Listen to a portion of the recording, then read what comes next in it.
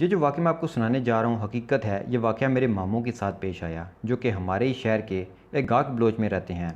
آئیے انہی کی زبانی سنتے ہیں۔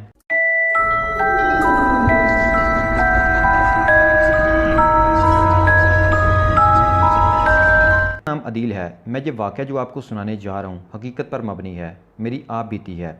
ہوا یوں کہ گرمیوں کے دن تھے، میں نے سوچا کیوں نہ نہر پر نہانے چلیں۔ میں نے اپنے دوستوں کو ساتھ لیا جس میں محمد منیب رضا اور محمد سلیمان ہیں۔ میں نے اپنا موٹر سائیکل نکالا اور سوار ہو کر اپنی منزل کی طرف رواں دواں تھے۔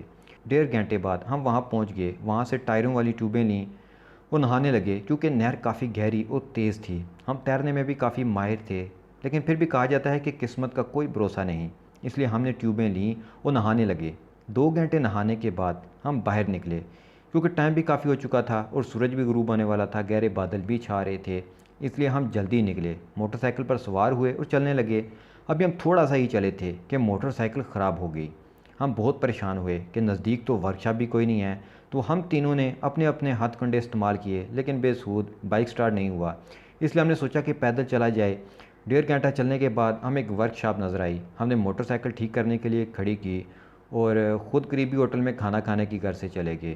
کھانا وغیرہ کھا کر فارغ ہوئے تو موٹر سائیکل بھی ٹھیک ہو گئی۔ ہم نے موٹر سائیکل پکڑی، سوار ہو گئے۔ تقریباً 8 بج چکے تھے۔ ہم جلدی جلدی موٹر سائیکل دوڑانے لگے، ساتھ ہی بارش بھی شروع ہو چکی تھی۔ سڑک بالکل سنسان پڑی تھی، اوپر سے بارش اور اندھیرا خطرناک منظر پیش کر رہا تھا۔ صرف ایک بائک کی لائٹ آن تھی، راستے میں جگہ جگہ گڑھے آ رہے تھے۔ اچانک سڑک پر جہاں لائٹ پڑ رہی تھی، روشنی پر ایک دار ہوا۔ ہم نے اوپر دیکھا، کچھ بھی نہیں تھا۔ میرے دوست تو پیچھے بیٹھے ہوئے تھے اس لیے انہیں کچھ نظر نہیں آیا۔ اچانک موٹر سائیکل کی لائٹ پھٹ گئی، اب تو مزید اندھیرا ہو گیا۔ مجھے ایسے محسوس ہوا کہ میرا پاؤں بریک پر دبا جا رہا، میں اسے روک نہیں پا رہا اور اچانک بائک رک گئی۔ میں بھی حیران تھا اور خوفزدہ بھی۔ سلمان نے کہا کہ ابے بیوقوف، یہ کس جگہ پر تو نے بائک کو روک دیا؟ کک کرنے کی کوشش کی لیکن بائک سٹارٹ نہیں ہوا۔ سب نے باری باری اپنی کوشش کی لیکن ناکام رہے۔ ہم نے سوچا کہ پیدل ہی چلتے ہیں کیونکہ گاؤں تھوڑے سے فاصلے پر رہ گیا ہے۔ ہم نے موٹر سائیکل کو ہاتھ لگایا ہی تھا کہ موٹر سائیکل سے ہمیں کرنٹ کا ایک جھٹکا لگا۔ ہم نے سوچا ادھر ہی کھڑی کر دیتے ہیں۔ ہم آہستہ آہستہ چلنے لگے۔ ابھی ہم 2-3 میٹر کے فاصلے پر ہی پہنچ رہے تھے کہ بائک پیچھے سے سٹارٹ ہو گئی۔ ہمیں اس کی آواز آئی۔ ہم نے پیچھے مڑ کر دیکھا تھا کہ موٹر سائیکل خود بخود چلنے لگا اور اس کو چلانے والا بھی ہمیں نظر نہیں آ رہا تھا۔ ہم خوفزدہ ہو گئے، بھاگنے لگ گئے۔ موٹر سائیکل تیزی سے آیا اور مڑ کر ہمارے سامنے کھڑا ہو گیا۔ ہم خوف کے مارے کانپنے لگے۔ اچانک موٹر سائیکل سے دھواں اٹھنا شروع ہو گیا اور ہماری طرف بڑھنے لگا۔ ہمارے قریب پہنچنے کے بعد وہ بہت ہی خوفناک وجود اختیار کر گیا۔